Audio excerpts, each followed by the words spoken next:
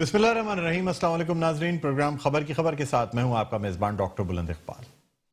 नाज़रीन, आज सबसे पहले हम बात करना चाहेंगे मुत्तहदा कौमी मूवमेंट पाकिस्तान के हवाले से। आज एक मरतबा फिर आमद हुई है पाकिस्तान तहरीक इंसाफ के रहनुमाओं की, और आज जो है वो चूँकि कल पाकिस्तान पीपल्स पार्टी के रहनुमा मुत्तहदा कौमी मूवमेंट पाकिस्तान के आर्जी मरकज़ बहादुराबाद पर आए थे, और वहाँ बात हुई थी मरदमशुमारी के नताइज के हवाले से, यानी जो तहफ़्फ़ुज़ात मुत्तहदा कौमी मूवमेंट पाकिस्तान को हैं, जिसकी वजह से अब कुछ इख्तलाफात नज़र आते हैं पाकिस्तान तहरीक इंसाफ और मुत्तहदा कौमी मूवमेंट पाकिस्तान में।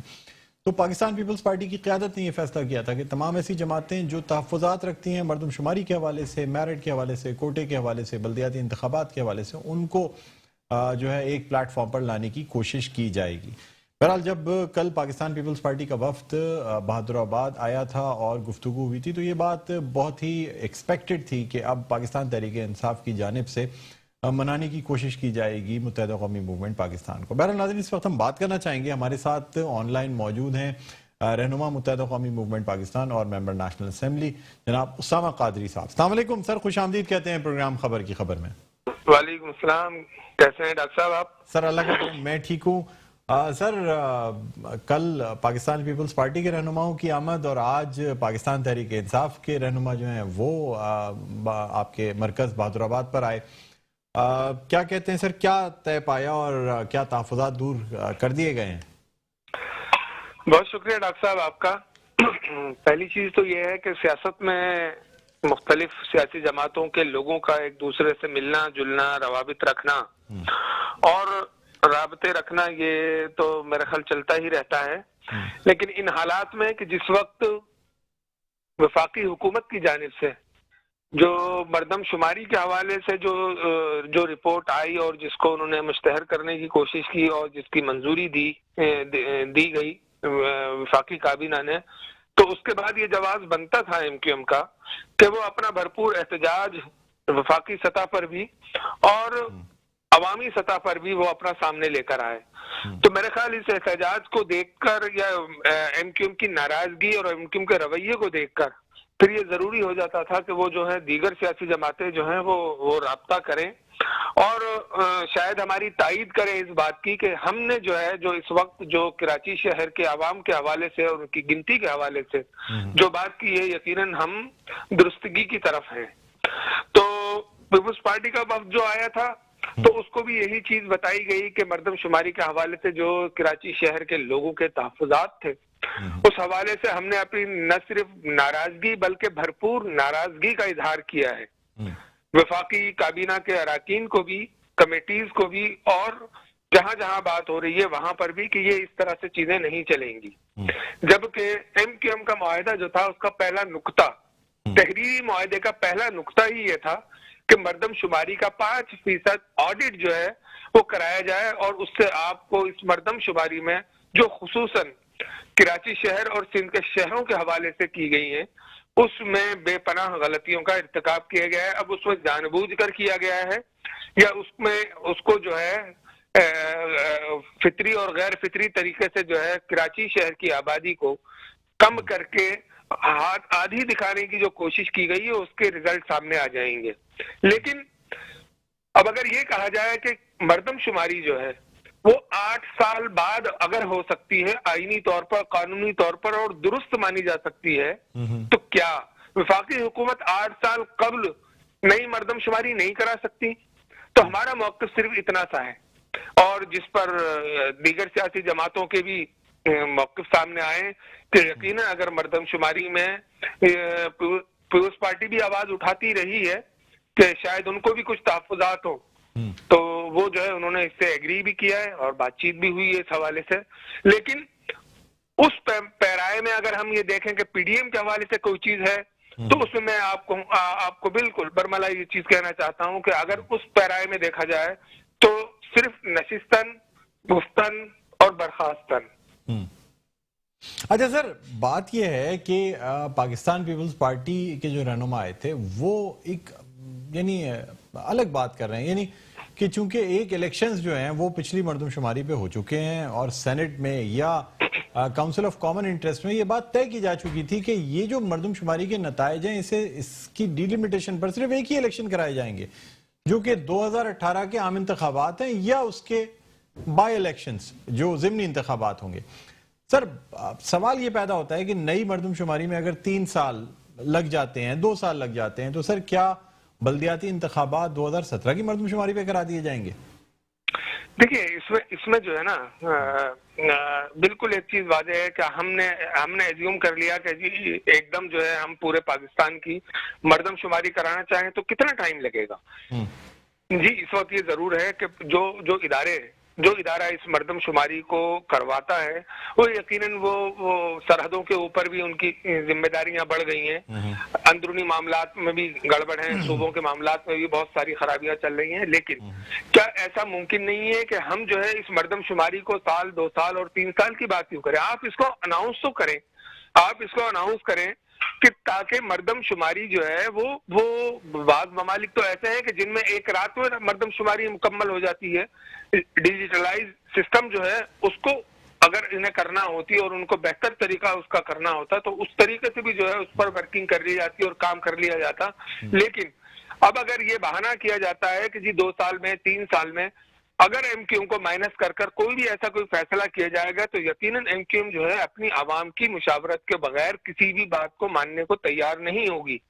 तो इसमें बिल्कुल एक चीज वाज़ेह है कि अगर आप जो है इसी मर्दमशुमारी के ऊपर, जिसका पहले हमने 2.5 साल पहले और जिस वक्त मुआहदा हो रहा था पीटीआई की हुकूमत के साथ एमक्यूएम का, उस वक्त ये चीज बिल्कुल सामने रखी थी कि इस एक नुक्ते के ऊपर जो है फौरी तौर पर अमल दरामद कर दिया जाए। लेकिन आज जो है वो उसको काउंसिल में भेजने की बात की जा रही है और वो जो है वो वहां से क्या ओपिनियन देती है, क्योंकि यकीनन वो वहां का ओपिनियन भी ये होगा कि हम इस मर्दमशुमारी को साल या 2 साल के बाद या बल्दियाती इंतखाबात कराने के बाद या ज़मीनी इंतखाबात के बाद करा लेते हैं। तो अब ये एमक्यूएम के मौकिफ को सामने रखकर उन्हें अपने फैसले करने होंगे। ऐसा नहीं है कि सीईसी जो है वो अपनी मर्जी के फैसले करके और ये बता दे कि हमने ये फैसला कर लिया, तो अब एमक्यूएम की उस राय को मुकद्दम रखा जाना चाहिए। सर, अभी तो बात की जा रही है कमेटी बनाने की ना, यानी अभी तो कमेटी बनाई जाएगी, उसकी सिफारिशात होंगी कि किस तरीके से मर्दमशुमारी की जाए, क्या क्या नकाइस थे पिछली मर्दमशुमारी में। सर, प्रोसेस तो बहुत लंबा लगता है। फिर कोविड जो है ना वो किसी सूरत कंट्रोल नहीं हो रहा, कोरोना, और ऐसी सूरत हाल में एक तरफ मुल्क को कोरोना के वार का सामना है और दूसरी जाने फिर ये मर्दमशुमारी कराना। आप समझते हैं सर कि ये हो सकेगा या महज जिस तरह 2.5 साल से एमक्यूएम से वादे किए जा रहे हैं और जो आपका मुआहदा है उसमें से किसी शेख पर भी अमल दरामद नहीं हुआ है, तो उसी की एक कड़ी एक और वादा है? डॉक्टर साहब, ये कोरोना जो है ना, कोरोना सिर्फ यकीनन एक बहुत बड़ी बीमारी है, एक बहुत बड़ा वबाल जो है पूरी दुनिया पर आया हुआ है। लेकिन आप मुझे ये बताइए कौन सा काम ऐसा है जो रुका है? क्या अपोजिशन अपने जलसा जुलूस नहीं कर रही? क्या हुकूमती सतह पर जो है वो कौन सी कोरोना एसओपीज का ख्याल रखा जा रहा है? क्या कोरोना के लिए कौन से जो है अपने पॉलिटिकल इंटरेस्ट के हवाले से जो है कौन सी पार्टी जो है वो ऐसी है जो कोरोना को फर्स्ट प्रायोरिटी दे रही है? तो ये चीजें तो जो बिल्कुल बहानेबाजी हो सकती है, ड्रामेबाजी हो सकती है कि अगर मर्दमशुमारी के लिए आप कोरोना को जो है आप एक टूल के तौर पर इस्तेमाल करना चाहें तो मैं समझता हूं कि ये मुनासिब नहीं है। आप खुलकर ये बताइए कि जी हमने मर्दमशुमारी के लिए अगला लाएअमल ये तय किया है कि मिसाल के तौर पर हम जो है इन इलेक्शन से पहले इन इलेक्शन को आगे बढ़ाते हैं और उसके बाद जो है हम पहले मर्दमशुमारी कराते हैं, या हम जो है कराना चाहें तो की जा सकती है। लेकिन अपने इंटरेस्ट जो है वो है कि पहले हम 2017 की जो मर्दमशुमारी है इसके ऊपर जो है हम ये इलेक्शन करा दें और फिर उसके बाद जो है हम मर्दमशुमारी करा लें। तो मैं समझता हूं कि ये अवाम के साथ एक बहुत बड़ा धोखा होगा, क्योंकि अवाम ये जानती है, अवाम ये समझती है कि इस जो गुज़िश्ता मर्दमशुमारी है इसमें कराची शहर के साथ इंतहा से ज्यादा ज्यादती की गई है। ज्यादती तो हमेशा ये 7वीं मर्दमशुमारी है, 6 मर्दमशुमारियां उनमें भी ऐसा ही किया गया और खुसूसन कराची शहर के साथ जो है बेइंतहा ज्यादती की गई। अगर अब कराची, लाहौर और इस्लामाबाद के डिजिटल मास्टर प्लान की तैयारियां की जा रही हैं, तो ये कैसे मुमकिन होगा कि जब आपके पास मरदमशुमारी के असल हकाइक, असल रिकॉर्ड आपके सामने नहीं हो, तो आप किस तरह से जो है लोगों को जो है वो आप तहफ़्फ़ुज़ और उनके मफादात का ख्याल रख सकेंगे। तो मेरी पहली गुजारिश है ये वफाकी हुकूमत से भी कि संजीदगी के साथ इतने वफाकी हुकूमत ने इतने बहुत सारे यू टर्न लिए हैं, एक यू टर्न मरदमशुमारी पर भी ले ले कि वाकईतन कराची शहर के साथ जो इस मुल्क की माँ है उसके साथ अगर ज्यादती हो रही है तो उसका कोई ना कोई ऐसा लाए अमल निकाले कि जिससे कराची शहर के लोग मुतमईन हो सकें। सर, ऐसी सूरत हाल में जबकि आपके मुतालबात भी मतलब माने नहीं जा रहे हैं या उस पर अमल दरामद नहीं हो रहा है, वाकईतन ऑन ग्राउंड वर्बली तो सर हर बात के लिए कह दिया जाता है कि जी ठीक है, ये बात मान ली जाएगी, ये तमाम चीज़ें हो जाएंगी, लेकिन हकीकतन ऑन ग्राउंड जो है, ग्राउंड रियलिटी ये है कि सर मुतालबात पे अमल दरामद होता नजर नहीं आ रहा है किसी भी नुक्ते पे अगर आप बात करें। सर, ऐसी सूरत हाल में क्या ज़िमनी इंतखाबात में आप एडजस्टमेंट करना चाहेंगे पाकिस्तान तहरीक इंसाफ के साथ? देखिए, ये तो शायद पीटीआई की बदकिस्मती है कि उसको इतने बड़े और इतने अच्छे इत्तेहादी मिले कि जो 2.5 साल तक इस खामोशी के साथ के जमहूरियत के इंटरेस्ट के लिए और जमहूरी इक़्तिदार को बचाने के लिए उन्होंने इस हुकूमत का साथ दिया और एक मुतालबा भी वफाकी हुकूमत पूरा न कर पाई, उसके बावजूद भी हम उनके साथ चलते रहे और शायद ये हमें जो है वो टेकन फॉर ग्रांटेड लेना चाह रहे हैं, ऐसा नहीं है। लेकिन अगर हमें कहीं पर ज़िमनी इंतखाबात में इनके साथ बैठना पड़ा या जो भी जमाते हैं उनके साथ बैठना पड़ा और बातचीत करना पड़ी, तो हमारे लिए हमारे दरवाजे सबके लिए खुले हैं और सबके दरवाजे हमारे लिए भी खुले हुए हैं।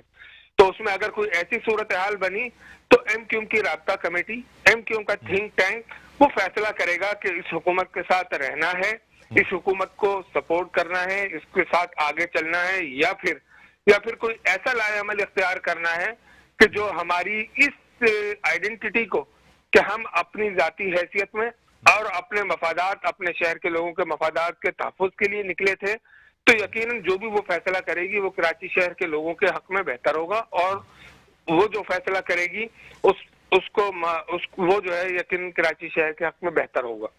सर, एक आखिरी सवाल आपसे करना चाहूंगा कि अब जबकि पाकिस्तान पीपल्स पार्टी का वफ्द कल आपसे मुलाकात करके गया है, तो सर वो जो अब एक दरवाजा खोल दिया गया है, वो दरवाजा और वो राब्ता बदस्तूर जारी रहेगा, वो खुला रहेगा दरवाजा, या फिर अब पाकिस्तान तहरीक इंसाफ की इस आमद के बाद अब उस दरवाजे को बंद कर दिया जाएगा?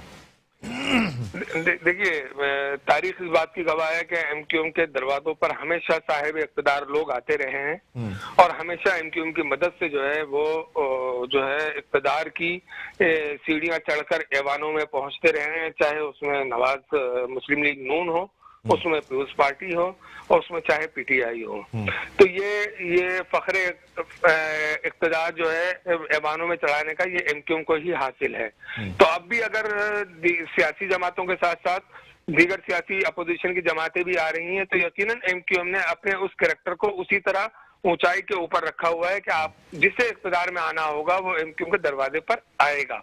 तो अब देखना यह है कि कौन कितना मुखलिसी के साथ, क्योंकि हमने तकरीबन एक काफी लंबा अरसा पीपल्स पार्टी के साथ गुजारा, लेकिन कराची शहर के लोगों को मायूसी हुई। नून लीग के साथ गुजारा, एक लंबा अरसा 2 टर्म उनके साथ हमने गुजारे, लेकिन उसमें इंतहाई मायूसी हुई कराची शहर को और यहाँ के लोगों को। अब पीटीआई के साथ 2.5 साल गुजारने के बाद जो है अब हमें ये अंदाजा हो रहा है कि शायद जो है ये भी गलत दरवाजा था या उन्होंने हमारे उन मकासद को सियासी तौर पर लिया, तो ऐसा मेरा ख्याल ये है कि नहीं करना चाहिए था उन्हें। लेकिन फिर भी हम पुरुम्मीद हैं कि वफाकी हुकूमत पीटीआई की हुकूमत जो है वो आज भी इस पर नजरसानी करे कि हम इतने बड़े और इतने मजबूत इत्तेहादी होने के बाद अगर वो चाहती है कि अपने इक़्तिदार को बरकरार रखना, कायम रखना, तो कराची शहर के लोगों के मसाइल को समझे, उन्हें एड्रेस करे, उनके मामलात को देखे, और अगर उसने ऐसा नहीं किया तो यकीनन जब भी कराची शहर जो है किसी भी साहिब इक़्तिदार जमात के खिलाफ खड़ा हुआ है, वो बरसर इक़्तिदार नहीं रह पाई है। जी, तो यानी सर अब अगर आपके मुतालबात ना माने गए या वो जो मुआहदे में शिक़े हैं अगर उन पर अमल दरामद ना हुआ तो फिर मुत्तहिदा कौमी मूवमेंट पाकिस्तान जो है वो अपोजिशन में भी जा सकती है। हाँ बिल्कुल, अपोजिशन का रास्ता तो दरवाजा खुला हुआ है, उसमें जाने में कोई हर्ज नहीं है। लेकिन ये तमाम तर फैसले जो है एमक्यूएम की राब्ता कमेटी के ऊपर जितने भी पार्लिमान के लोग हैं, सूबाई या कौमी या सेनेटर्स, उन्होंने एमक्यूएम की राब्ता कमेटी पे छोड़े और एमक्यूएम ने बरमला इस चीज का ऐलान कर दिया है कि वो अपने इन तमाम तहफ़्फ़ुज़ात को लेकर अवाम के अंदर जाएगी और वहां से अवाम जो फैसला एमक्यूएम को देगी, एमक्यूएम के उसके ऊपर अमल करेगी और इंशाल्लाह कराची के हक में बेहतर ही फैसला आवाम देगी जो देख रही है। तो देखिए क्या फैसले आते हैं और एमक्यूएम की राब्ता कमेटी जो है वो किस अंदाज से इन मसाइल का हल निकालती है। ठीक है, बहुत शुक्रिया सर, आपने प्रोग्राम के लिए वक्त निकाला। नाजरीन, रहनुमा मुत्तहिदा कौमी मूवमेंट पाकिस्तान और member national assembly Usama Qadri साहब हमारे साथ ऑनलाइन मौजूद थे। यहाँ एक छोटा सा वक्फा लेना चाहेंगे, वक्फे के बाद दोबारा आपकी खिदमत में हाजिर होते हैं। देखते रहिए प्रोग्राम खबर की खबर। नाज़रीन, वेलकम बैक। एक दो फिर आपको खुशामदीद कहते हैं प्रोग्राम में खबर की खबर। मैं हूं आपका मेज़बान डॉक्टर बुलंद इकबाल। नाज़रीन, आज मुत्तहिदा कौमी मूवमेंट पाकिस्तान के आर्जी मरकज़ बहादुराबाद पर पाकिस्तान तहरीक इंसाफ के रहनुमाओं की आमद हुई और मुख्तलिफ जो इख्तलाफात या जो तहफ़्फ़ुज़ात थे मुत्तहिदा कौमी मूवमेंट पाकिस्तान के, उसे दूर करने की कोशिश की गई। ख़ास तौर पे नई मरदमशुमारी जो है उस पर इत्तेफाक किया गया है और एक कमेटी भी तश्कील दी गई है जिसकी सरबराही जो है वो मुत्तहिदा कौमी मूवमेंट पाकिस्तान की जानिब से मेंबर नेशनल असेंबली अमीनुल हक साहब करेंगे, जो वफाकी वज़ीर भी हैं, और पाकिस्तान तहरीक इंसाफ की जानिब से वफाकी वज़ीर अली ज़ैदी जो हैं वो इस कमेटी की सरबराही करेंगे। और ये कमेटी जो है अपनी सिफारिशात मुरतब करके उसके बाद फिर जो आदाद शुमार का जो इदारा है या काबीना जो है उसमें भेजा जाएगा और उसके बाद फिर उस हवाले से जो शिकायत मुत्तहिदा कौमी मूवमेंट पाकिस्तान की हैं उसे एड्रेस करने की कोशिश की जाएगी। नाज़रीन, इस वक्त हमारे साथ ऑनलाइन मौजूद हैं रहनुमा पाकिस्तान तहरीक इंसाफ और कायदे हिज़्ब इख्तिलाफ सिंध असेंबली फिरदौस शमीम नकवी साहब। अस्सलाम वालेकुम सर, आपको खुशामदीद कहते हैं प्रोग्राम खबर की खबर में।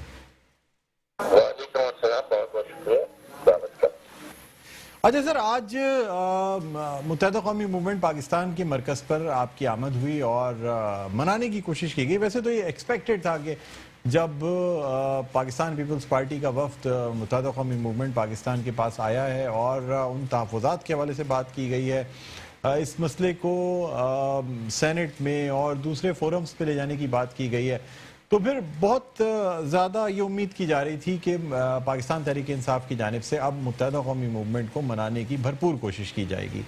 सर, क्या कहते हैं, क्या अहवाल रहा आज की इस बहादुराबाद आमद और मुलाकात में? बुनियादी तौर पे मसला सामने आया था कि 2017 का मरदमशुमारी के ऊपर जो इतराज़ात थे वो अपनी जगह बदस्तूर कायम है और इस वक्त जब हम 2020 में खड़े हैं तो ये मुमकिन नहीं है कि 2017 के नताइज को किसी तरीके से स्क्रूटाइज करके करेक्ट किया जाए। अब इस मुल्क को आगे तो बढ़ना है, हम माजी में नहीं फंसे रह सकते।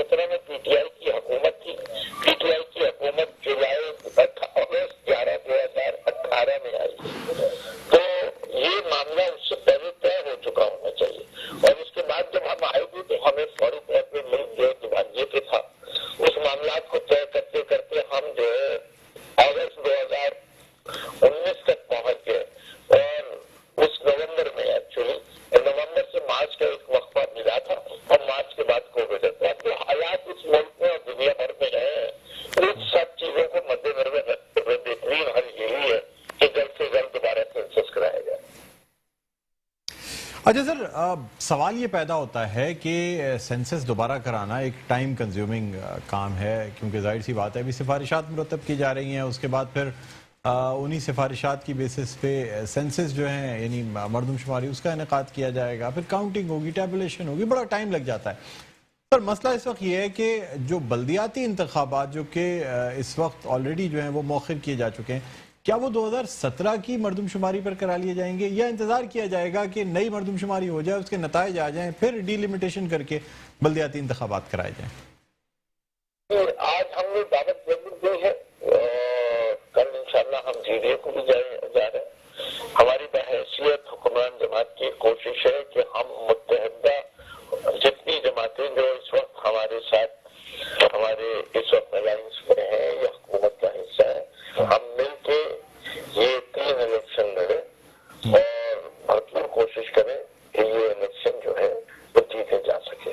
ये 3 सीटों पर पाकिस्तान पीपल्स पार्टी जीती हुई है और मैं समझता हूँ कि इस वक्त अगर हम मुत्तहिद होकर लड़ेंगे तो हमारी परफॉर्मेंस पिछले इलेक्शनों से बहुत ज्यादा बेहतर होगी।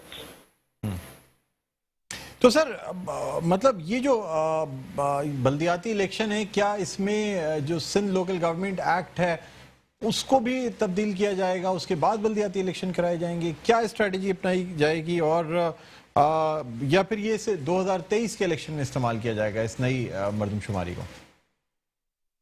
देखिए, मैं आपको जो बात कही है मैं उसी पे जल्द से जल्द होने चाहिए। इससे वो इलेक्शन के 2 बड़े मसाइल हैं। देखिए, हम ये समझते हैं और हमारे एलाई मुत्तहिदा कौमी मूवमेंट पाकिस्तान में ये समझती है कि जब नई मरदमशुमारी आएगी तो उसके लिहाज से सिंध के देगी इलाकों से ज्यादा शहरी इलाकों की आबादी हो जाएगी और इसकी वजह से इस वक्त जो डिस्प्रपोर्शनेट स्ट्रेंथ पीपीपी को मिली हुई है, क्योंकि वो देही इलाकों में अपनी मनमानी करते आ रहे हैं, ठप्पे भी लगाते हैं, इलेक्शन चोरी भी करते हैं, वहां से पुलिस वाले यूसीडीसी के निजाम से वो इलेक्शन को चलाते हैं और पाकिस्तान के अंदर एक मुंसिफाना इंतखाब नहीं हो पा रहा। लेकिन वो अपनी उस अददी अक्सरियत जो वो देही इलाके से हासिल करते हैं उसका फायदा उठाते हुए वो शहरी पूरे सिंध पे हुकूमत करते हैं। जब ये तनासब तब्दील हो जाएगा तो जो भी जमात होगी उसको सिंध में हुकूमत के लिए सिर्फ एक इलाके पर भरोसा नहीं करना पड़ेगा, दोनों इलाकों की खिदमत का करना पड़ेगी। ठीक है, बहुत शुक्रिया फिरदौस शमीम नकवी साहब, आपने हमारे प्रोग्राम के लिए वक्त निकाला। नाज़रीन, रहनुमा पाकिस्तान तहरीक इंसाफ और कायद हिज़्ब इख्तिलाफ सिंध असेंबली फिरदौस शमीम नकवी साहब हमारे साथ ऑनलाइन मौजूद थे। नाज़रीन, आपको यहाँ ये भी बताते चलें कि यानी आज एयरपोर्ट जो है ना वो उसके तहत जो कि जमात इस्लामी का ज़िला एयरपोर्ट है उसके तहत स्टार गेट शाहराह फैसल पर दुरुस्त मरदमशुमारी या बाख्तियार शहरी हुकूमत और इसी यानी दीगर मसाइल पर एक एहतजाजी मुजाहरा जो है ना वो किया गया। और इस एहतजाजी मुजाहरे से जो जमात इस्लामी कराची के अमीर हैं हाफिज़ नईम साहब, उन्होंने खिताब करते हुए चीफ जस्टिस से अपील की है कि वो कराची में असर 9 मरदमशुमारी का ऐलान करें। इसी वाले से हम बात करना चाहेंगे। इस वक्त हमारे साथ ऑनलाइन मौजूद हैं रहनुमा जमात इस्लामी उसामा रजी साहब। अस्सलाम वालेकुम सर, खुश आमदीद कहते हैं आपको प्रोग्राम खबर की खबर। वालेकुम अस्सलाम जी उसामा भाई, क्या कहते हैं, यानी एक तरफ तमाम जमातें जो हैं वो मरदमशुमारी के हवाले से बातचीत कर रही हैं और यही कहा जा रहा है कि जी इस मरदमशुमारी को या तो इसका ऑडिट कर लिया जाए, जो कि मुमकिन नहीं है, इतने साल गुजर चुके हैं, या फिर नई मरदमशुमारी कराई जाए। क्या कहते हैं सर आप? जी बिस्मिल्लाहिर्रहमानिर्रहीम। देखिए, मरदमशुमारी का मसला इतना ज्यादा कराची के हवाले से भयानक हो चुका है कि कराची के शहरी इसको किसी भी तौर पे कबूल करने के लिए तैयार नहीं है। ये हमारी सियासी और माशी और समाजी जिंदगी के लिए जिंदगी और मौत का सवाल बन गया है। यानी अगर मसला थोड़ा बहुत ही होता तो चले, उसको नजरअंदाज किया जा सकता था। यहाँ सूरत हाल ये है कि जब हम शुमारियाती उसूलों और फार्मूलों के मुताबिक कराची की आबादी का जायजा लेते हैं तो नजर ये आता है कि कराची की आबादी किसी भी एतबार से 3.5 और 4 करोड़ के दरमियान से कम नहीं है। और ये आबादी अगर 1.5 करोड़ जाहिर कर दी जाए तो आप सोच सकते हैं कि ये कितनी बड़ी नाइंसाफी है। और इस नाइंसाफी के ऊपर कोई सुनवाई ना हो, कोई पूछने वाला नहीं है। सूरत हाल इतनी भयानक हो गई है कि चीफ जस्टिस ने कल अदालत में ये बात कही कि मर्दमशुमारी के हवाले से कराची के साथ जो कुछ हुआ है वो दुनिया के सामने है। और उसके साथ साथ ये शहर कराची हुक्मरानों की जो बकिया जो उनकी अदम तवज्जोही है, नाइंसाफी है, जुल्म सितम है, लूट खसूट है, बेहिसी है, जो अल्फाज जिस किस्म के जितने अल्फाज उनके लिए इस्तेमाल हो सकते हैं वो सारे यहाँ पर जो है वो बरूए कार लाए जा सकते हैं। लेकिन हुक्मरानों के कान पे जूं तक नहीं रेंग रही है। आप कह रहे हैं कि मर्दमशुमारी कैसे मुमकिन नहीं है। देखिए दुनिया भर में मर्दमशुमारी तो एक दिन के अंदर कर्फ्यू लगाया जाता है और पूरी मर्दमशुमारी का अमल मुकम्मल कर लिया जाता है। तो यहाँ पे कौन सा ऐसा मसला है कि यहाँ पे एक दिन में मर्दमशुमारी दोबारा नहीं हो सकती। इतने बड़े पैमाने पे अगर रिजर्वेशन है तो जिम्मेदार हलकों की अव्वलीन जिम्मेदारी थी कि वो इस रिजर्वेशन को दूर करने के लिए फौरी तौर पे अमली कदम उठाते।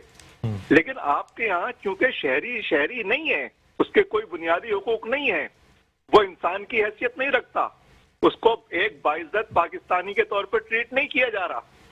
आप तो उसको रियाया के तौर पे, आप तो इसको गुलाम के तौर पे ट्रीट कर रहे हैं। ये कौन सा तरीका है। लिहाजा अगर इतने पढ़े लिखे शहर में एक ऐसा शहर के जिसने पाकिस्तान बनाने में बुनियादी किरदार अदा किया है, जहाँ के शहरियों ने इस मुल्क को जो है तामीर और तरक्की का सूरज दिखाया है, जिस शहर के शहरियों ने इस मुल्क की तामीर और तरक्की की बुनियाद का पत्थर रखा है, आप उनकी आवाज नहीं सुन रहे। और यहाँ पे जो इस वक्त नुमाइंदगी कर रहे हैं जो लोग, ये नुमाइंदे नहीं हैं, ये चाबी से चलने वाले खिलौने हैं, ये सौदागर हैं जिनको जाली मैंडेट दिया जाता है और ये जाली मैंडेट लेकर कराची के सियासी और माशी मफादात से खिलवाड़ करते हैं। खिलवाड़ भी क्या करते हैं, हुक्म की गुलामी करते हैं ये, और ये इसके अलावा कुछ नहीं कर सकते। ये कहते हैं कि हम हुकूमत से बाहर आ जाएंगे। भाई आप अभी हुकूमत से बाहर आ जाएंगे, इस पर हम सोच रहे हैं। आपको शर्म नहीं आती ये बात कहते हुए। आपने कोटा सिस्टम के इशू के ऊपर इस शहर कराची में 30-40 हजार इंसानों के खून को बहाया है इस शहर के अंदर, और आपकी हुकूमत ने, जिसमें आप बराबर के शरीक हैं, आपकी हुकूमत ने कोटा सिस्टम को लामुतनाही तौर पे इस मुल्क में जो है वो लागू कर दिया है इस शहर के, इस सूबे के ऊपर। और आपकी सोच उस वक्त सो रही थी, या उस वक्त आपकी सोच, आपके वजूद में सोच नाम की कोई चीज कार फरमा नहीं थी। अब जो है आप इस मसले पर जब शोर उठा है, जब आवाज उठी है, जब जमात इस्लामी बोली है, अगर आप सही मानों में बोलें कि जमात इस्लामी ने जब इसके ऊपर बात की है और जमात इस्लामी ने मैदान में निकल कर और खम ठोंक कर बात की है, तो ये कह रहे हैं कि हम सोचेंगे इसके ऊपर। अच्छा सर, आपसे ये जानना चाहूंगा, साफ करोगे उसामा भाई, बात ये हो रही है कि देखिए ना सर, इस वक्त बल्दियाती इलेक्शंस जो हैं वो मौखिर किए जा चुके हैं। अच्छा, अब मर्दमशुमारी की बात की जाती है, ये फैसला नहीं किया जाता कि क्या बल्दियाती इंतखाबात जो हैं वो 2017 की मर्दमशुमारी पे कराए जाएंगे या नई मर्दमशुमारी का इंतजार किया जाएगा। सर, पाकिस्तान में मर्दमशुमारी होने में सालों लग जाते हैं। ये दुनिया का तरक्की याफ्ता मुल्क नहीं है जहाँ एक दिन का कर्फ्यू लगा के मर्दमशुमारी कर ली जाए। सर, आप समझते हैं कि पाकिस्तान जैसे मुल्क में एक दिन में मर्दमशुमारी हो सकती है, जहाँ दही इलाके ऐसे हैं जहाँ पहुंचने में कई दिन लग जाते हैं। सर चलिए, कराची तो गांव नहीं है, कराची तो दही इलाका नहीं है। रिजर्वेशन तो कराची के हवाले से सामने आ रही है ना। और ये जो बल्दियाती इंतखाबात की बात जो है, पीपल्स पार्टी भी लिप सर्विस करती है।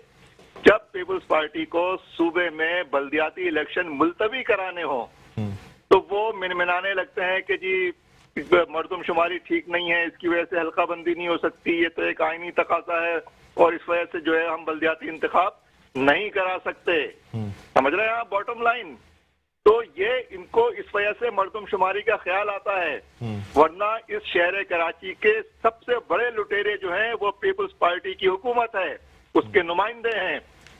इन्होंने इस शहर कराची को अपनी मेहनत से, अपनी जिद्दोजहद से 30-35 साल में दुनिया के एक तरक्की याफ्ता शहर को गांव बनाने में ये कामयाब हो गए हैं।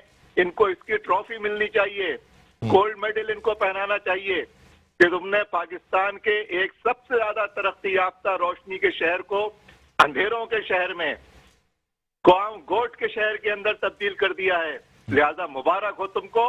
और इस वजह से अगर ये मर्दमशुमारी का सहारा लेकर इन्होंने फिर ये सूबाई अवार्ड क्यों नहीं जारी करते अजला को? ये जो है वो नेशनल अवार्ड के ऊपर तो शोर मचाते हैं, सूबाई अवार्ड क्यों नहीं जारी करते? ये इस शहर कराची का 90% रेवेन्यू सिंध हुकूमत के पास जाता है। इस शहर कराची के ऊपर सिंध हुकूमत 10% भी उसमें से खर्च नहीं करती। तो ये जुल्म और ज्यादती और नाइंसाफी की एक सियाह रात है। शहर कराची इसको देख रहा है, खुली आंखों से देख रहा है। और मैं इसके अलावा आपसे ये बात अर्ज कर रहा हूं कि कराची वालों ने 30-35 साल की इस खूनी कौम परस्ताना सियासत से करवट लेकर उन्होंने इमरान खान को उम्मीद भरी नजरों के साथ देखा था जी। उन्होंने खुशी खुशी जाके पोलिंग स्टेशन के ऊपर उनके हक में वोट डाले थे। मैं नहीं जानता पीडीएम की बात को, लेकिन हमने अपनी आंखों से देखा है कि यहाँ पे पीटीआई की, इमरान खान की मकबूलियत की इस लहर इस शहर में मौजूद थी। और वो सारे वो वोटर थे, उसमें से बड़ी तादाद उन वोटर्स की थी जो पहले एमकेएम को वोट देते थे। और बड़े फख्र से उन्होंने ऐलान किया कि इमरान खान ने जब वजीर आजम कराची से बनेगा, ये कराची से वजीर आजम बना है। जब पूरा शहर अंधेरों में और सैलाब में डूबा हुआ था तो इन्होंने कोटा सिस्टम का छुरा कराची की पीठ में घोंपा एमकेएम और पीटीआई की हुकूमत ने। और अब इस वक्त जब इस पूरे मुल्क में और इस शहर पर बल्दियाती इलेक्शन ड्यू हैं, तो इन्होंने मर्दमशुमारी के फैसले के ऊपर वो फैसला किया है कि जिसके ऊपर इनके गवर्नर ने भी उससे इख्तिलाफ किया है। इनके तमाम नुमाइंदे ये कहते हैं कि हमारी रिजर्वेशन है। आखिर क्या बात है कि ये 14 एमएनए, 24 एमपीए जो है, ये किस मर्ज की दवा है? इनकी पीपुल्स पार्टी, इनकी पीटीआई के अंदर कोई अहमियत, कोई वक़्त है या नहीं है? या ये भी चाबी से चलने वाले खिलौने हैं? ठीक है सर, क्या मजाक हो रहा है सियासत के नाम पे इस मुल्क में और इस शहर में? ठीक है सर, बहुत शुक्रिया उसामा रज़ी साहब, आपने हमारे प्रोग्राम के वक्त निकाला। नाज़रीन, रहनुमा जमात इस्लामी जनाब उसामा रज़ी हमारे साथ इस प्रोग्राम में ऑनलाइन शरीक थे। प्रोग्राम का वक्त अपने अख्ताम पर पहुंचता है। आपको बताते चलें कि 2020 का जो साल है वो अब अख्ताम पजीर के करीब है, यानी अब इस साल का अख्ताम होने वाला है। इस साल में जो मुश्किलात, जो परेशानियां कौम ने, यानी एक बहसियत कौम हमारे मुल्क ने फेस की, दुआ करते हैं कि अगले साल में ये तमाम परेशानियां, ये आफात, ये बीमारियां, ये तमाम चीज़ें नहीं होंगी। और नए साल का सूरज जब निकलेगा तो वो एक नई उम्मीद की किरण के साथ निकलेगा। इसी सोच के साथ आज के इस प्रोग्राम का अख्ताम करते हैं। मुझे बुलंद इकबाल को इजाज़त दीजिए। अपना बहुत ख्याल रखिएगा। अल्लाह हाफ़िज़।